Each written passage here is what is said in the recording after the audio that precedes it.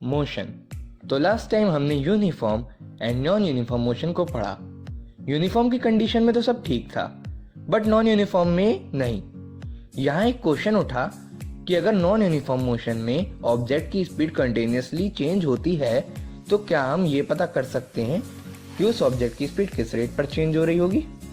मतलब जैसे हमने वेलोसिटी को डिफाइन किया change in the position of object पर यूनिट टाइम, वैसे ही क्या ऐसा कुछ डिफाइन हो सकता है जिसे कहा जाए change in velocity per unit time. अब हो तो सकता है, एंड वो क्या और कैसे था, आइए देखते हैं।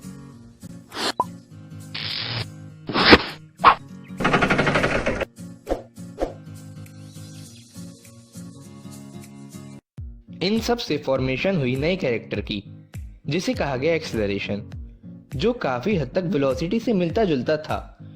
अब वो कैसे?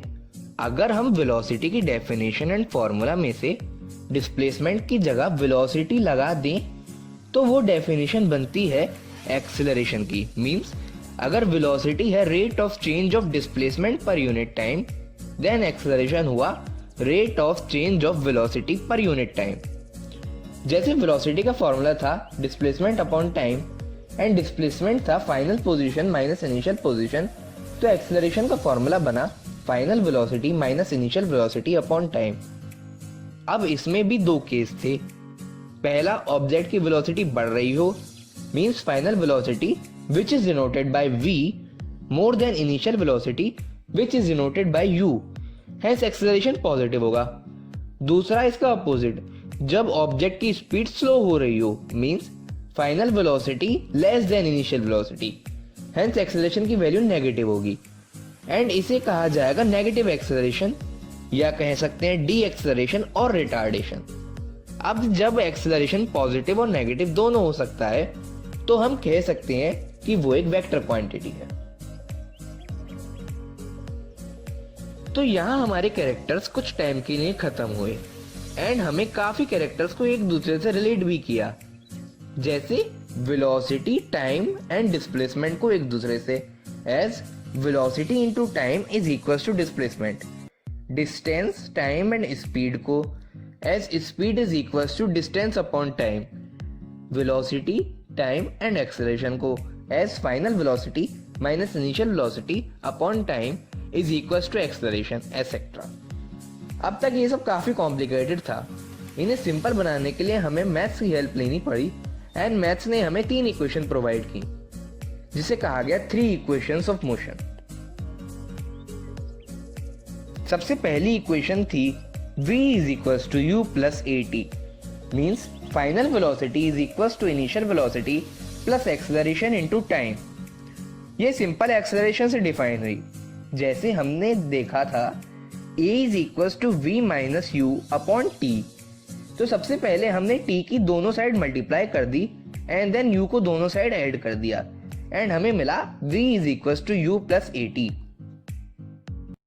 दूसरी इक्वेशन हमें मिली s is equals to ut plus half at square, means displacement is equals to initial velocity into time plus half of acceleration into time square।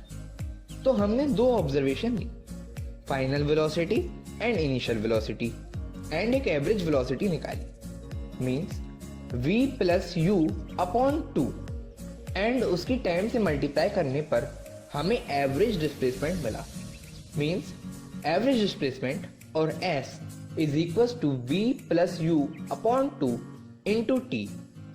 अब जैसे हमने पहली इक्वेशन में देखा था v is equal to u plus at, तो हमने v को u प्लस at से रिप्लेस कर दिया, एंड हमें मिला s is equal to u plus at whole bracket t upon 2, और सॉल्व करने पर हमें मिला s is equal to 2ut plus at square by 2।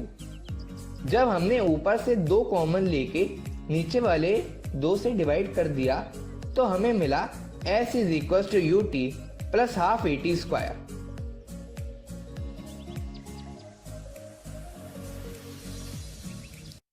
तीसरी इक्वेशन की जरूरत तब पड़ी जब हमने सोचा कि क्या हम बिना टाइम से कुछ भी नहीं निकाल सकते, मींस शुरू की 2 इक्वेशन में टाइम इंक्लूड था।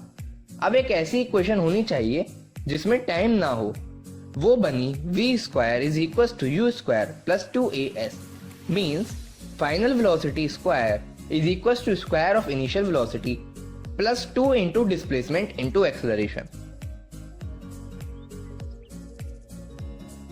तो सेकंड इक्वेशन की तरह हमने फिर से 2 ऑब्जर्वेशन ली, final velocity denoted by v and initial velocity denoted by u, and एक एवरेज वेलोसिटी निकाली जो थी v average is equal to v plus u upon 2।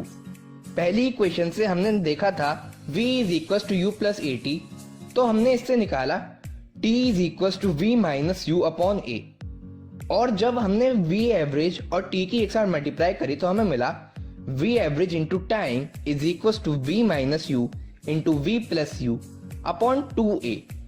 जैसा कि हम जानते हैं velocity into time is equal to average displacement, और v minus u into V plus U की जब हमने मल्टीप्लाई करी तो हमें मिला v² माइनस u²।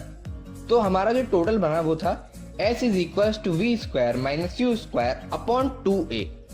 अब जब 2a की हमने दोनों साइड मल्टीप्लाई कर दी तो हमें मिला 2as is equal to v² minus u², और जब u² हमने दोनों साइड ऐड करा तो हमें मिला v² is equal to u² plus 2as।